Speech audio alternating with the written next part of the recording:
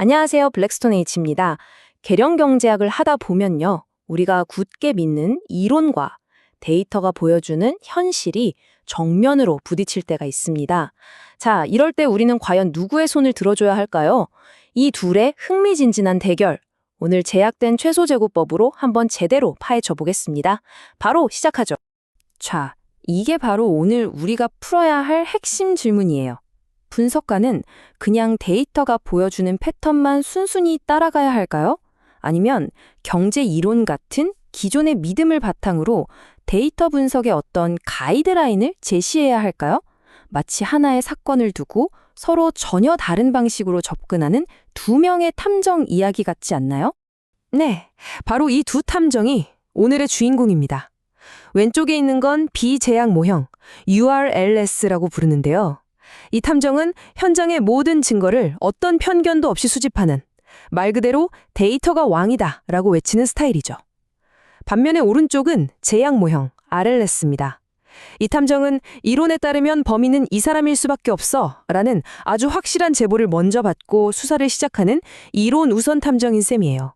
그러니까 RLS는 우리의 이론을 모델에 직접 반영하는 방식이라고 할 수 있겠습니다. 교수님, 그럼 제약된 최소 제곱법, RLS라는 게 정확히 뭔가요? 아주 좋은 질문이에요. RLS는요, 기본적으로는 우리가 잘 아는 최소제곱법 OLS의 특별 버전이라고 생각하면 쉬워요. 데이터에 가장 잘 맞는 선을 찾는다는 목표는 똑같은데, 다만 추정하는 과정에서 이 두 변수의 영향력은 무조건 같아야만 해. 와 같은 어떤 특정 조건을 반드시 만족하도록 일종의 족수를 채우는 거죠. 여기서 핵심이 나옵니다. 이론에 기반한 제약을 모델에 추가하면 반드시 대가를 치르게 됩니다. 그 대가가 뭐냐? 바로 모델의 설명력, 즉 R제곱 값의 하락이죠. 생각해보세요. R제곱은 모델이 데이터를 얼마나 잘 설명하는지를 보여주는 점수잖아요. 아무 제약 없이 자유롭게 둬서 받을 수 있는 최고 점수가 있는데 거기에다 넌 이 조건 꼭 지켜야 해 라고 족쇄를 채우면 당연히 점수가 떨어지거나 운이 좋아야 겨우 본전치기 아니겠어요? 그래서 제약 모형의 R제곱은 비제약 모형보다 절대로 클 수가 없습니다. 그렇다면 R제곱이 조금 떨어지는 건 그냥 감수해야 한다는 뜻인가요?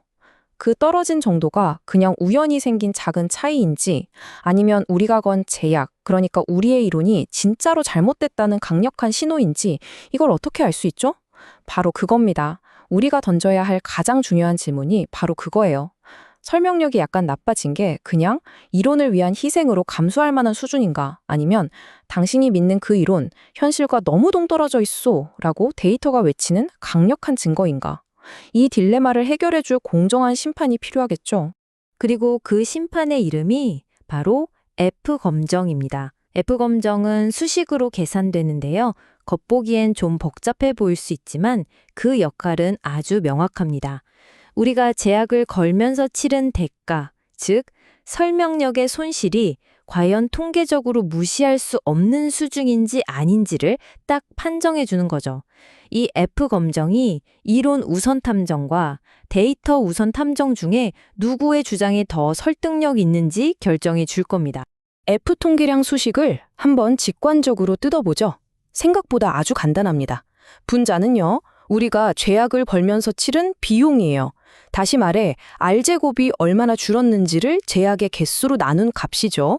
그리고 분모는 뭐냐? 원래 모델, 즉 아무 제약이 없던 모델이 기본적으로 가지고 있던 불확실성, 뭐랄까 배경소음 같은 거라고 할 수 있습니다. 그러니까 F통계량은 결국 제약 때문에 생긴 설명력 손실이 원래 모델이 갖고 있던 설명 안 되는 부분에 비해 얼마나 큰지를 나타내는 비율인 셈이죠. 자, 그럼 실제 예제를 통해서 이게 어떻게 돌아가는지 한번 보시죠. 여기 어떤 경제 모델이 있는데 두 개의 특정 변수는 결과에 전혀 영향을 주지 않는다는 아주 강력한 이론적 주장이 있다고 한번 가정해 봅시다. 계량경제학 용어로는 베타2와 베타3가 둘 다 0이라는 결합 가설을 검증하는 건데요. 이것이 바로 우리가 RLS 모델에 부과할 제약이 되겠습니다. 예제 데이터를 보니까요. 제약 모형의 R제곱은 0이고 비제약 모형의 R제곱은 0.8847이네요.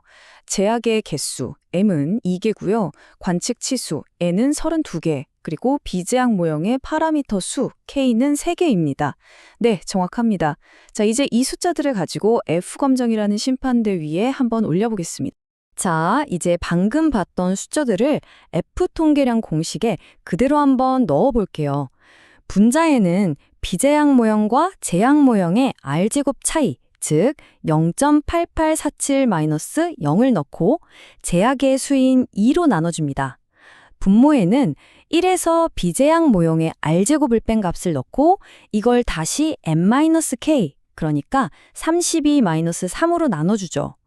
이 계산을 통해서 우리는 제약의 비용이 모델의 노이즈에 비해 얼마나 큰지를 정확한 숫자로 딱 얻게 되는 겁니다.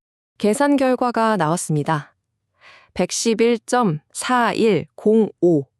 이 숫자가 바로 우리가 기다리던 판결의 핵심 증거입니다. 이 F값이 이렇게 크다는 게 대체 뭘 의미할까요?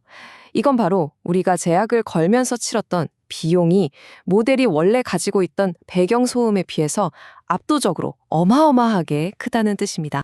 그리고 이건 이 대결의 승자가 누구인지를 아주 명확하게 보여줍니다. F값이 이렇게나 크다는 건 우리가 설정했던 그 제약, 즉 베타2와 베타3는 0이다 라는 우리의 이론이 데이터가 말하는 현실과 전혀 맞지 않는다는 강력한 증거예요. 제약을 거는 바람에 잃어버린 설명력이 너무나도 막대했던 거죠. 따라서 우리는 이론 우선 탐정의 주장을 기각하고 데이터가 자유롭게 말하도록 놔둔 데이터 우선 탐정의 손을 들어줘야 합니다. 제보는 틀렸고 현장의 증거가 옳았던 겁니다. 자, 오늘 내용 간단하게 정리 한번 해볼까요? 첫째, 비제약 모형, URS는 데이터 그 자체를 존중하는 기본 모델입니다. 반면에 제약 모형, RLS는 우리의 경제학적 이론을 모델에 주입하는 방법이고요. 둘째, 이 둘 중에 뭐가 더 타당한지는 F검정이라는 심판을 통해 결정됩니다. 셋째, F검정의 원리는 제약 때문에 손해본 R제곱, 즉 비용을 모델 자체가 가진 불확실성과 비교하는 거였죠. 마지막으로 F값이 높게 나오면 그 제약은 데이터의 지지를 받지 못한다는 뜻입니다. 아주 명쾌하죠? 하지만 여기서 한 걸음 더 나아가서 생각해 볼 질문이 있습니다. 만약에요, 우리가 걸었던 제약이 그냥 막연한 추측이 아니라 수십 년간 수많은 학자들이 검증해온 아주 강력한 경제 이론에서 나온 것이었다면 어떨까요? 그런데 데이터는 그 위대한 이론이 틀렸다고 말하고 있어요. 이럴 때 우리는 어느 쪽을 더 믿어야 할까요? 데이터가 현실의 복잡한 모든 면을 다 담지 못하는 걸까요? 아니면 우리의 위대한 이론이 이제는 수정되어야 할 때가 온 걸까요? 계량 경제학은 종종 이렇게 명확한 답이 없는 철학적인 질문을 우리에게 던지곤 합니다. 여러분의 생각은 어떠신가요?